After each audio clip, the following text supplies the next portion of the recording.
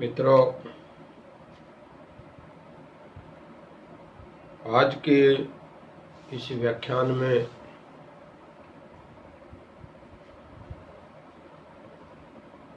सर्वप्रथम मैं एक बात आपसे साझा करूं। पूरा विश्व इस कोरोना महामारी से परेशान है और हमारा देश भी इस बात से अछूता नहीं है। देश के यशस्वी प्रधानमंत्री माननीय नरेंद्र मोदी जी लगातार प्रयास कर रहे हैं कि इस कोरोना महामारी को किस प्रकार से हराया जाए। मैं इस व्याख्यान के माध्यम से देश के नागरिकों को अनुरोध करता हूं कि यशस्वी प्रधानमंत्री नरेंद्र मोदी जी के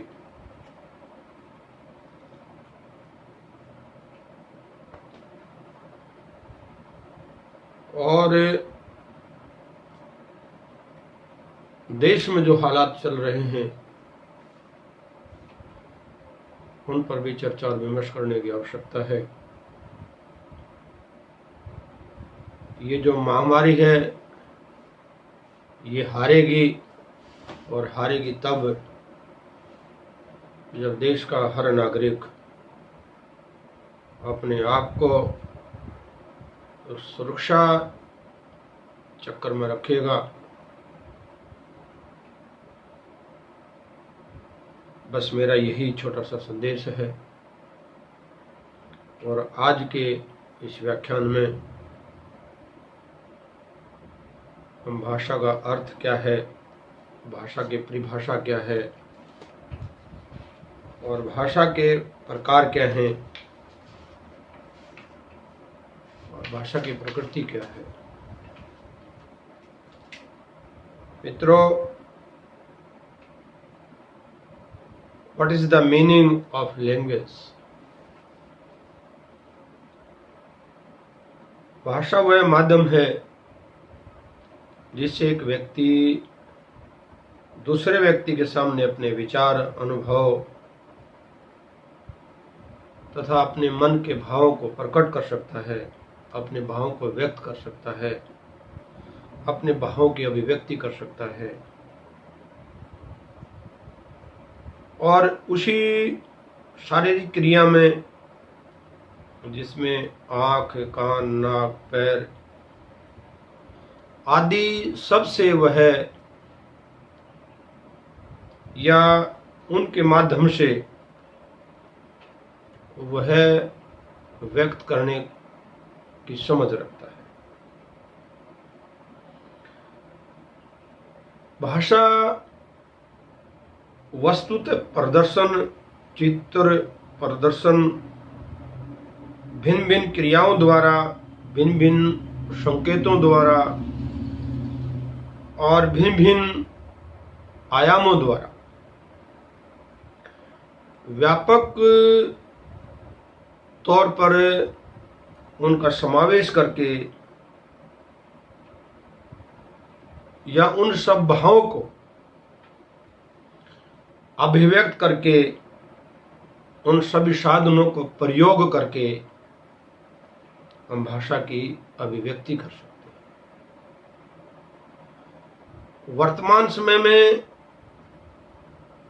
या ये कह लीजिए, चाहे वो भक्ति काल हो, चाहे आधुनिक काल हो, चाहे भारतीय संस्कृति हो, भारतीय सभ्यता हो, चाहे हमारे विचार हों, चाहे हमारे अनुभव हों, उनको सबको व्यक्त करने के लिए प्रयुक्त होने वाली ध्वनि, इशारे, संकेत को हम भाषा कहते हैं। इसलिए शास्त्रीय धर्म में विचार की अभिव्यक्ति के लिए किसी समाज द्वारा स्वीकृत जिस ध्वनि संकेतों को हम व्यवहार में लेके आते हैं, उसको भी हम भाषा कहते हैं। जिस बोलचाल के माध्यम से और जिस शब्दों के माध्यम से अब हमारी अभिव्यक्ति हो रही है, हमारे विचारों की अभिव्यक्ति हो रही है, ये भी भाषा का स्वरूप है। सामान्यतः यह यूं कह लीजिए कि आम बोलचाल और मनुष्य की सार्थक वाणी को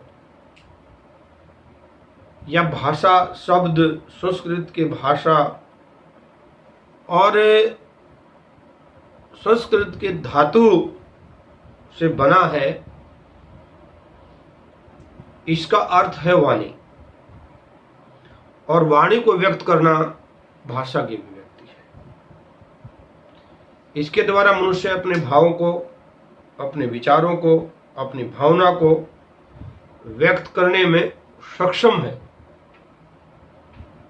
और उन भावों को, उन विचारों को एक दूसरे के साथ साझा करना, ये भाषा की अभिव्यक्ति है। अब पशु और पक्षियों की भी भाषा और बोली होती है, चाहे वो संकेत के रूप में कहें, चाहे वो किसी दूसरे रूप में कहें, और विभिन्न संकेत और मानव की भाषा शब्द ग्रहण किया जा सकता है। अब एक छोटा सा उदाहरण में पशु और पक्षियों का दूंगा। पशु पक्षियों की बोली के लिए भी भाषा शब्द का प्रयोग किया जाता है। जैसे कुत्ते व बंदरों की भाषा गोस्वामी तुलसीदास ने रामायण में कहा है, समुझहि खग खग ही के भाषा। और सांकेतिक है, हाथ, आंख, सिर आदि के हिलाने से विभिन्न अर्थों की अभिव्यक्ति हो जाती है। इस प्रकार आंगिक संचालन या संकेतों की भाषा कहा जा सकता है। भाषा की परिभाषा, definition of languages in Hindi. भाषा के संबंध में पाश्चात्य व भारतीय विद्वानों ने अपने शब्दों में कुछ पर्याप्त भेद अंकित किए हैं। पशु पक्षियों की भाषा अव्यक्त है और मनुष्य की व्यक्त, क्योंकि मनुष्य की भाषा वाणी के रूप में प्रयुक्त वर्ण स्पष्ट होते हैं। आचार्य किशोरीदास वाजपेयी के अनुसार विभिन्न अर्थों में सांकेतिक शब्द समूह की भाषा है, जिसके द्वारा हम अपने विचारों तथा मनोभावों के प्रति सरलता से अपनी बात को रख सकते हैं।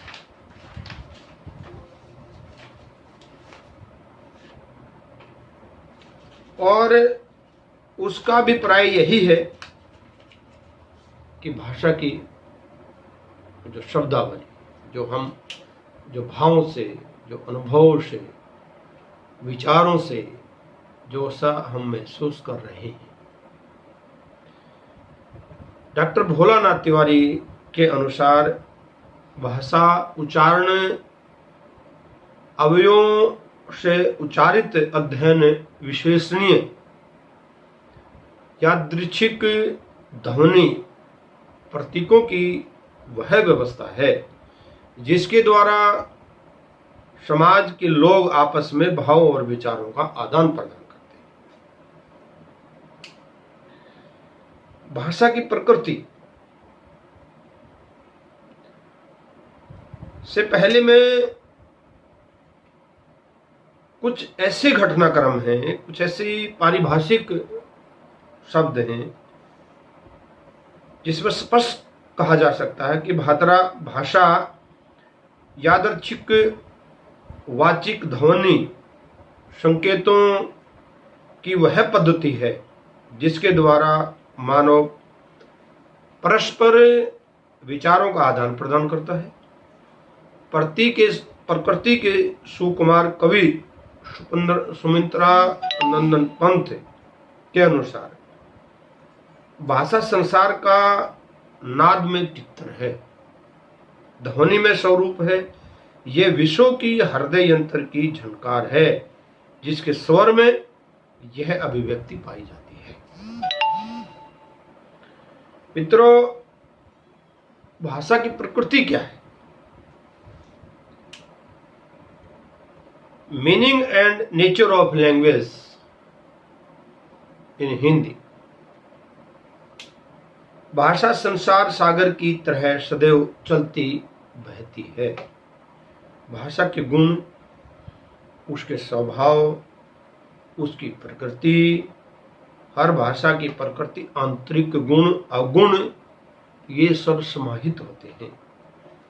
भाषा सामाजिक शक्ति है जो मनुष्य को प्राप्त हुई है। मनुष्य उसे अपने पूर्वजों से सीखता है। जैसे अब छोटा बच्चा है जिसको अभी बोलना भी नहीं आया है, अगर शब्दों के माध्यम से माँ और पिता उसको भाषा का भाषा सिखाने में मेहनत करते हैं,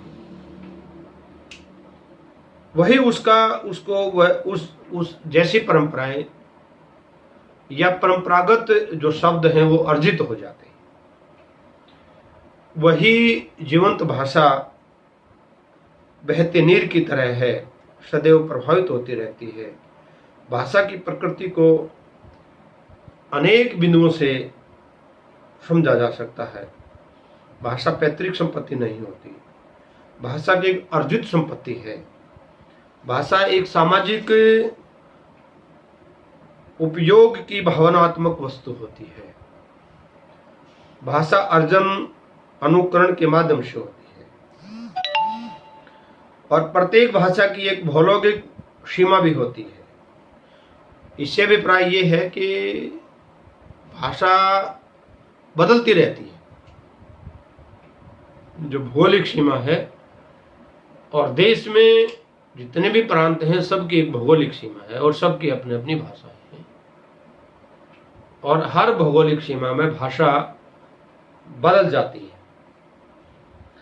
प्रत्येक भाषा की संरचना अलग होती है, क्योंकि उसके निर्माण में जो लिपि का प्रयोग होता है, उस शब्दों का प्रयोग होता है, वो अलग अलग भाषाओं में अलग अलग प्रयोग होता है, अलग अलग मात्रा में प्रयोग होता है। भाषा के दो आधार होते हैं, एक लिखित होता है, एक मौखिक होता है। और अब भाषा के कुछ सिद्धांत हैं। अनुकरण सिद्धांत है, मनुष्य के द्वारा अपने आसपास की वस्तुओं का अनुकरण करके नवीन शब्दों की रचना तथा उन्हीं शब्दों को धीरे धीरे भाषा का विकास हुआ है। अब हर मनुष्य द्वारा कुछ शब्दों का विकास किया जाता है और उसी की को मूल रचना बनाकर उन शब्दों को भाषा के रूप में प्रयुक्त करके समाज में प्रेषित करने का काम भी करता है। और धीरे धीरे उन शब्दों का विकास करके, क्योंकि जब तक हम शब्दों का विकास नहीं करेंगे, जब तक शब्दों को हम समाज में प्रेषित नहीं करेंगे, जब तक शब्दों को हम अपने द्वारा संरचना नहीं करेंगे, तो उसके विकास की दृष्टि रुक जाएगी, उसका सिद्धांत रुक जाएगा। इसलिए उसको अनुकरणीय सिद्धांत कहते हैं। अब कुछ ऐसे सिद्धांत भी हमारे सामने आए हैं, जैसे टाटा सिद्धांत है। इस सिद्धांत के अनुसार यदि मानव काम करते समय अनजाने में कई ध्वनियों व संयोग उच्चारण करता तथा इन्हीं ध्वनियों व शब्दों में ही धीरे धीरे भाषा का विकास कर लेता है। अब मान लीजिए हम किसी भाषा के विकास की बात करते हैं, उसके टाटा के सिद्धांत की बात करते हैं। जैसे शब्दों को हम बनाएंगे, वैसे ही शब्दों का हम उच्चारण करेंगे, वैसे ही उसका विकास करेंगे। अगला है हमारा सिद्धांत, संगीत सिद्धांत। इस सिद्धांत के अनुसार गाने से प्रारंभिक अर्थ विहीन अक्षर बने तथा विशेष स्थितियों में उनका प्रयोग होने व उन अक्षरों का प्रयोग होना, शब्दों को जोड़कर अगर हम गायन के रूप में प्रयोग करते हैं तो उसी से ध्वनि निकलती है, वो संगीत सिद्धांत है। संपर्क सिद्धांत, इस सिद्धांत में के प्रवर्तक जी रवेज महोदय के अनुसार मनुष्य के विभिन्न समूहों के परस्पर संपर्क में भाषा की व्युत्पत्ति एवं विकास हुआ है, इसलिए इसको संपर्क सिद्धांत कहते हैं। भाषा के प्रकार, type of the language in Hindi. भाषा को निम्न प्रकारों से भी हम देख सकते हैं, जिसको हम मातृभाषा कहते हैं और जिस सिद्धांत के लिए पूरी दुनिया में भाषा का प्रयोग होता है। जब बच्चा जन्म लेता है और जिस भाषा को अपने माता पिता या अन्य परिवार के लोगों द्वारा सुनता है, समझता है, अनुभव करता है और वही बोलने का प्रयास और प्रयत्न भी करता है और उसी भाषा का प्रयोग भी करता है, यही उसकी मातृभाषा है। महात्मा गांधी ने मातृभाषा को सर्वश्रेष्ठ समझते हुए कहा है कि मनुष्य के मानसिक विकास के लिए मातृभाषा उतनी ही आवश्यक है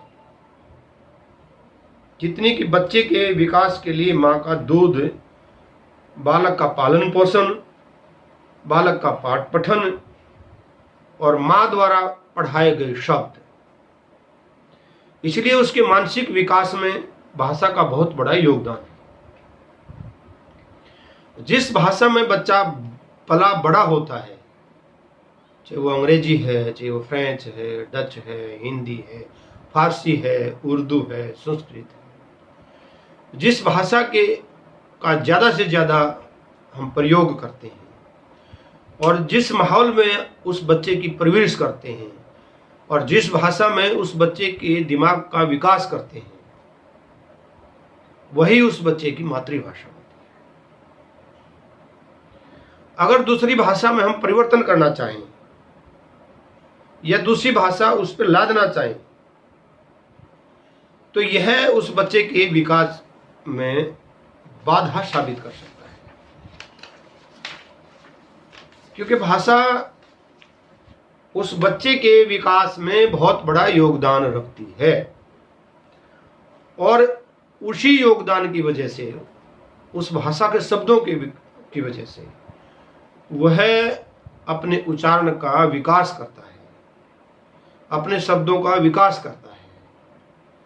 और जब छोटा बच्चा होता है तो तुतला के बोलता है वो, और उसके माता पिता, उसके घर के परिवार के सदस्य उसको अपनी भाषा में समझाने का प्रयास करते हैं। दादा बुलवाते हैं, दादी बुलवाते हैं, मम्मा बुलवाते हैं, पापा बुलवाते हैं, बुआ बुलवाते हैं, या आज नई पीढ़ी में बुआ के स्थान पर बुई आ गई है और दादा के स्थान पर दादू आ गए हैं और माँ के स्थान पर मम्मा आ गए हैं। तो इस प्रकार के शब्दों का जब उस परिवार में प्रयोग करते हैं तो बच्चा उस प्रकार उन शब्दों को ग्रहण करने का प्रयत्न और प्रयास करता है और यही भाषा की प्रकृति है और यही भाषा का योगदान है। मित्रों, मैं डॉक्टर कामराज सिंधु, अध्यक्ष हिंदी विभाग, दूरवर्ती शिक्षा निदेशालय, कुरुक्षेत्र विश्वविद्यालय कुरुक्षेत्र, इस व्याख्यानमाला में प्रतिदिन ग्लोबल लिटरेचर यूट्यूब चैनल पर व्याख्यान स्थापित किए जाते हैं और मैं एक बार फिर हम सब लोगों से ये अनुरोध करता हूँ कि इस यूट्यूब चैनल को सब्सक्राइब जरूर करें और घंटी जरूर बजाएं। जितने भी इस यूट्यूब चैनल पर व्याख्यान डलेंगे आप तक पहुँच सकें। जय हिंद, जय भारत।